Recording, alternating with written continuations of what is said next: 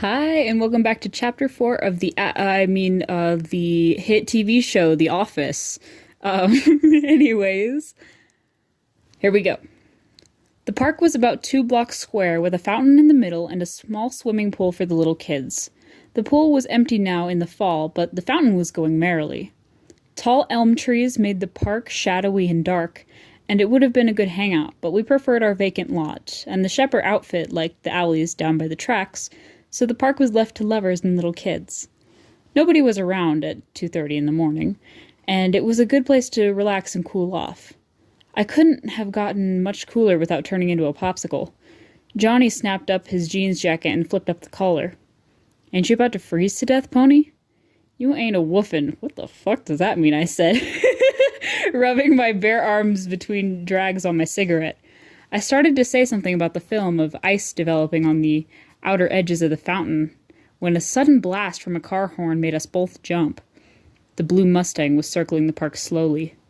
Johnny swore under his breath, and I muttered, "What do they want? This is our territory. What are Socias doing this far east?"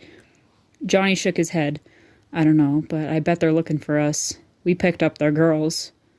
"Oh, glory," I said with a groan. This is all I needed to top off a perfect night.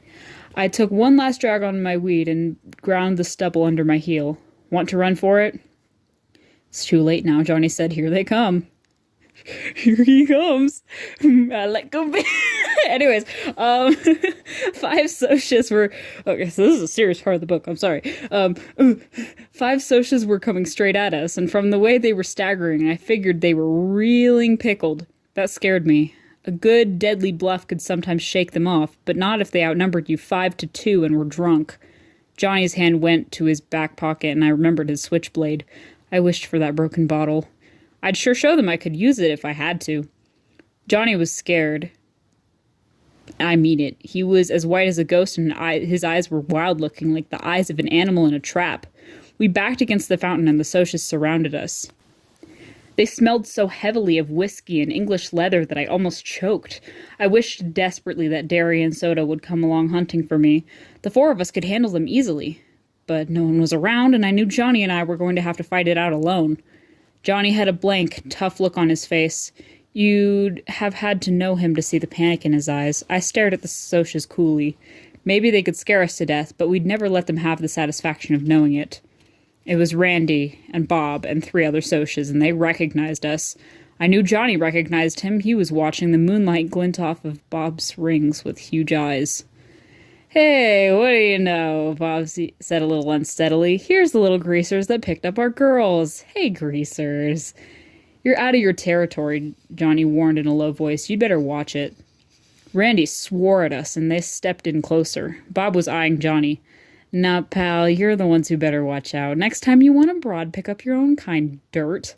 I was getting mad. I was hating them enough to lose my head. "You know what a greaser is?" Bob asked. "White trash with long hair." I felt the blood draining from my face. I've been cussed out and sworn at, but nothing ever hit me like that did. Johnny Cake made a kind of gasp, and his eyes were smoldering. "You know what a soch is?" I said, my voice shaking with rage. "White trash with Mustangs and Madras." And then, because I couldn't think of anything bad enough to call them, I spit at them. Bob shook his head, smiling slowly. "You could use a bath, greaser, and a good working over, and we've got all night to do it. Give the kid a bath, David." I ducked and tried to run for it, but the soch caught my arm and twisted it behind my back and shoved my face into the fountain. I fought, but the hand at the back of my neck was strong and I had to hold my breath. I'm dying, I thought, and wondered what was happening to Johnny. I couldn't hold my breath any longer. I fought again desperately, but only sucked in water. I'm drowning, I thought. They've gone too far. A red haze filled my mind and I slowly relaxed. The next thing I knew, I was lying on the pavement beside the fountain, coughing water and gasping. I lay there weakly, breathing in air and spitting out water. The wind blasted through my soaked sweatshirt and dripping hair. My teeth chattered unceasingly, and I couldn't stop them. I finally pushed myself up and leaned back against the fountain, the water running down my face. Then I saw Johnny. He was sitting next to me, one elbow on his knee and staring straight ahead. He was a strange greenish-white, and his eyes were huger than I'd ever seen them. "I killed him," he said slowly. "I killed that boy." Bob, the handsome Soch, was lying there in the moonlight, doubled up and still. A dark pool was growing from him, spreading slowly over the white-blue cement. I looked at Johnny's hand. He was clutching his switchblade, and it was dark to the hilt. My stomach gave a violent jump, and my blood turned icy. "Johnny," I managed to say, fighting the dizziness, "I think I'm going to be sick." "Go ahead," he said in the same steady voice. "I won't look at you." I turned my head and was quietly sick for a minute. Then I leaned back and closed my eyes so I wouldn't see Bob lying there. "This can't be happening. This can't be happening. This can't be. You really killed him, huh, Johnny?" "Yeah," his voice quavered slightly. "I had to. They were drowning you, Pony. They might have killed you. And they had a blade. They were going to beat me up." "Like," I swallowed, "like they did before?" Johnny was quiet for a minute. "Yeah," he said, "like they did before." Johnny told me what happened. They ran when I stabbed him. They all ran. A panic was rising in me as I listened to Johnny's quiet voice go on and on. "Johnny," I nearly screamed, "what are we gonna do? They put you in the electric chair for killing people." I was shaking. "I want a cigarette. I want a cigarette. I want a cigarette."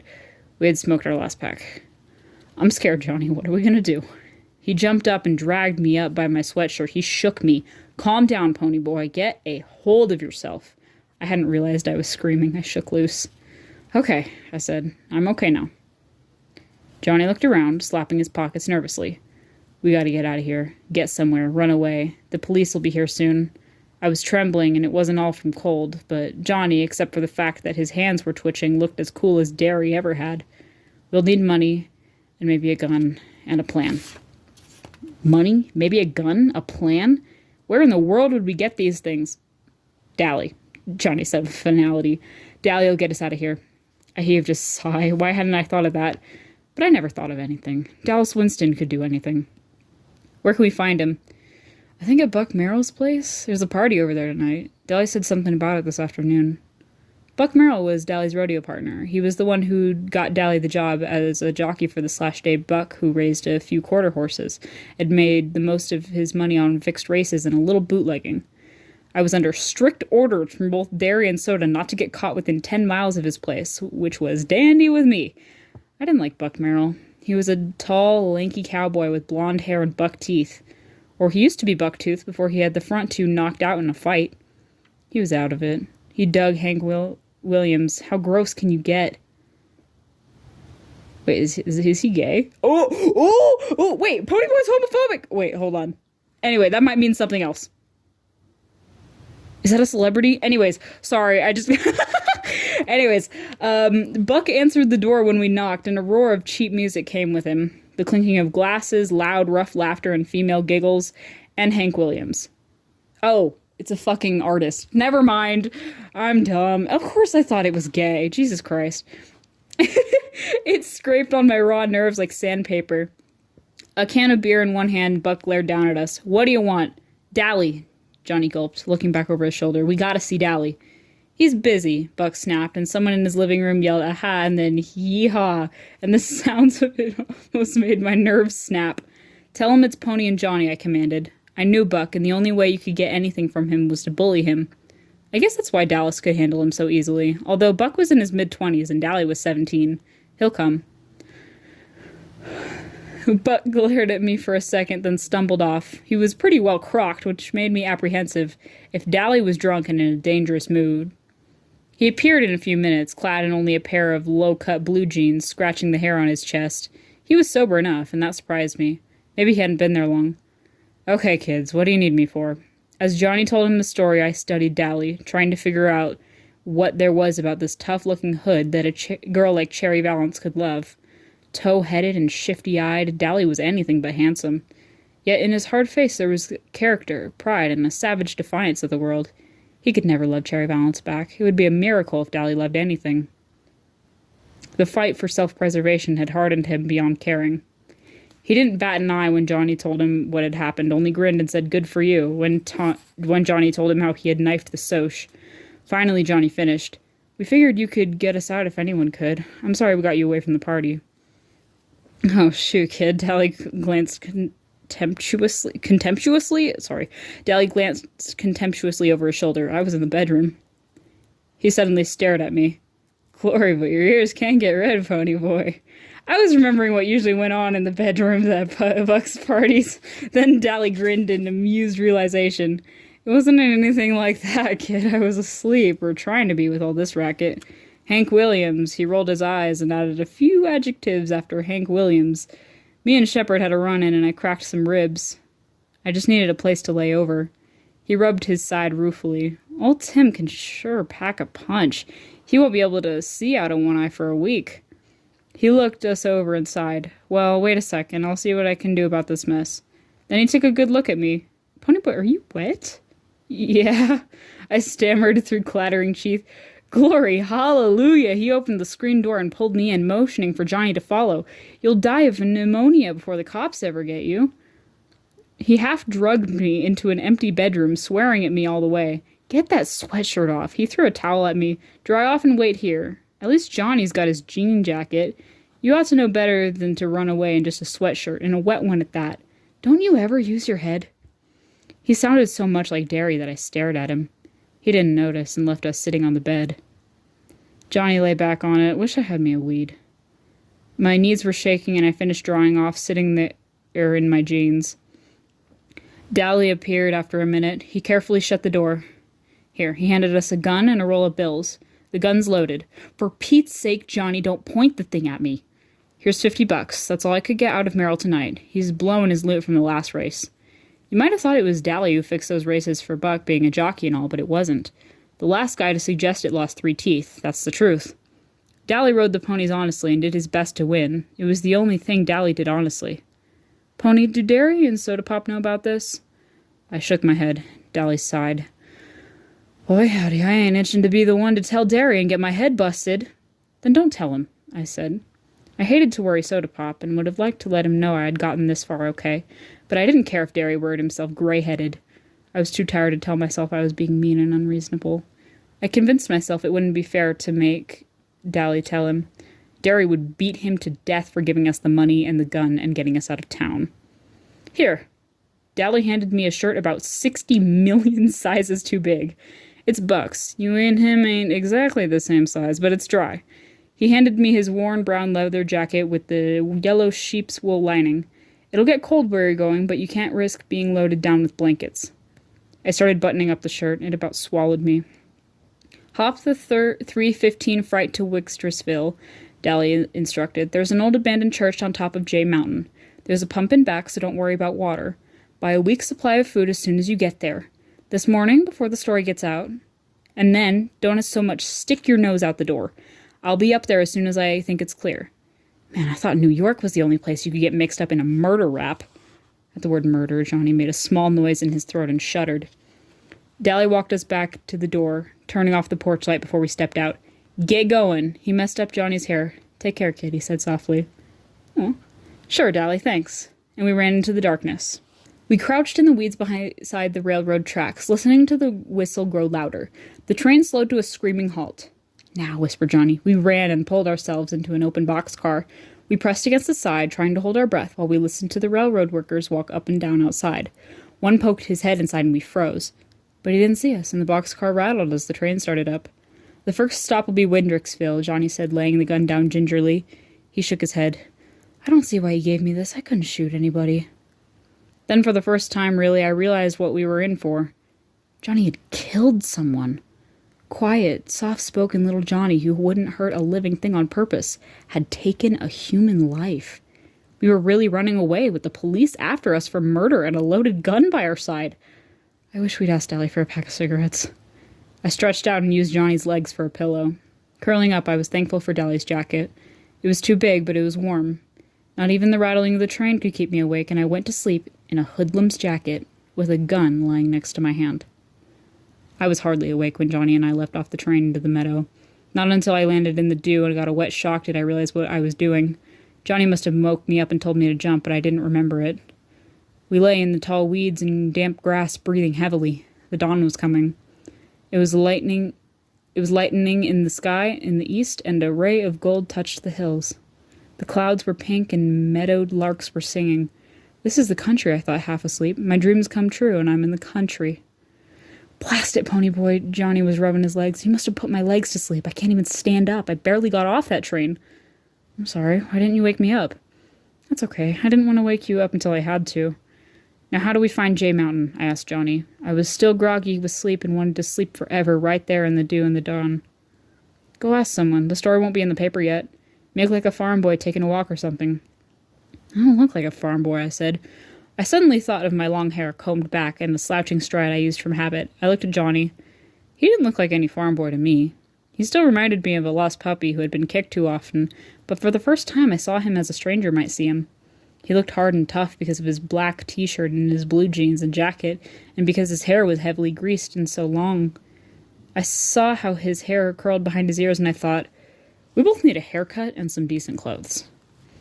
I looked down at my worn, faded blue jeans and my too big shirt and Dally's worn-out jacket. They'll know we're hoods the minute they see us, I thought. I'll have to stay here, Johnny said, rubbing his legs. You go down the road and ask the first person you see where J Mountain is. He winced at the pain in his legs. Then come back, and for Pete's sake, run a comb through your hair and quit slouching down like a thug. So Johnny had noticed it too. I pulled the comb from my back pocket and combed my hair carefully. I guess I look okay now, huh, Johnny? He was studying me. You know, you look an awful lot like Soda Pop. The way you've got your hair and everything. I mean, except your eyes are green. They ain't green, they're gray, I said, reddening. And I look about as much like Soda as you do. I got to my feet. He's good looking. Shoot, Johnny said with a grin. You are too. I climbed over the barbed wire fence without saying anything else. I could hear Johnny laughing at me, but I didn't care. I went strolling down the red dirt road, hoping my natural color would come back before I met anyone. I wonder what Derry and Soda Pop are doing now, I thought, yawning. Soda had the whole bed to himself for once. I bet Derry's sorry he ever hit me. He'll really get worried when he finds out that Johnny and I killed that Soch. Then for a minute, I pictured Soda Pop's face when he heard about it. I wish I was home, I thought absently. I wish I was home and still in bed. Maybe I am, maybe I'm just dreaming. It was only last night that Dally and I had sat down behind those girls at the nightly double. Glory, I thought with a bewildering feeling of being rushed. Things are happening too quick, too fast. I figured I couldn't get into any worse trouble than murder. Johnny and I would be hiding for the rest of our lives. Dally would know where we were, and he couldn't tell anyone because he'd get jailed again for ever giving us that gun. If Johnny got caught, they'd give him the electric chair, and if they caught me, I'd be sent to a reformatory. I'd heard about reformatories from Curly Shepherd, and I didn't want to go to one at all. So we'd have to be hermits for the rest of our lives, and never see anyone with Dally. Maybe I'd never see Derry or Soda Pop again, or even Two-Bit or Steve. I was in the country, but I knew I wasn't going to like it as much as I thought I would. There are things worse than being a greaser. I met a sunburned farmer driving a tractor down the road. I waved at him and he stopped. Could you tell me where J Mountain is? I asked as politely as I could. He pointed down the road. Follow this road to that big hill over there. That's it. Taking a walk? Yes, sir. I managed to look sheepish. We're playing army and I'm supposed to report to headquarters there. I can lie so easily it spooks me sometimes. Soda says it comes from reading too much. But then, Two-Bit lies all the time and he never opens a book. Boys will be boys, the farmer said with a grin, and I thought dully that he sounded as corn pony as Hank Williams. The fuck, that's some old English. He went on and I walked back to where Johnny was waiting. We climbed up the road to the church, although it was a lot farther away than it looked. The road got steeper with every step. I was feeling kind of drunk. I always do when I get too sleepy, and my legs got heavier and heavier. I guess Johnny was sleepier than I was. He had stayed awake on the train to make sure we got off at the right place. It took us about 45 minutes to get there. We climbed in the back window. It was a small church, real old and spooky and spiderwebby. It gave me the creeps. I'd been in church before. I used to go all the time, even after Mom and Dad were gone. Then one Sunday, I talked Soda into coming with Johnny and me. He didn't want to come unless Steve did, and Two-Bit decided that he might as well come too. Dally was sleeping off a hangover, and Derry was working. When Johnny and I went, we sat in the back, trying to get something out of the sermon and avoiding the people, because they weren't dressed so sharp most of the time. Because we weren't dressed so sharp most of the time. Nobody seemed to mind, and Johnny and I really liked to go. But that day, well, Soda can't sit still long enough to enjoy a movie, much less a sermon. It wasn't long before he and Steve and Two-Bit were throwing paper wads at each other and clowning around. And finally, Steve dropped a hymn book with a bang. Accidentally, of course. Everyone in the place turned around to look at us, and Johnny and I nearly crawled under the pews, and then 2-Bit waved at them. But this church gave me a kind of creepy feeling. What do you call it? Premonition? I flopped down on the floor and immediately decided not to do any more flopping. That floor was stone and hard. Johnny stretched out beside me, resting his head on his arm. Jesus, I can't speak. Resting his head on his arm. I started to say something to him, but I went to sleep before I could get the words out of my mouth. But Johnny didn't notice. He was asleep too. And here's where it starts picking up. Bye-bye!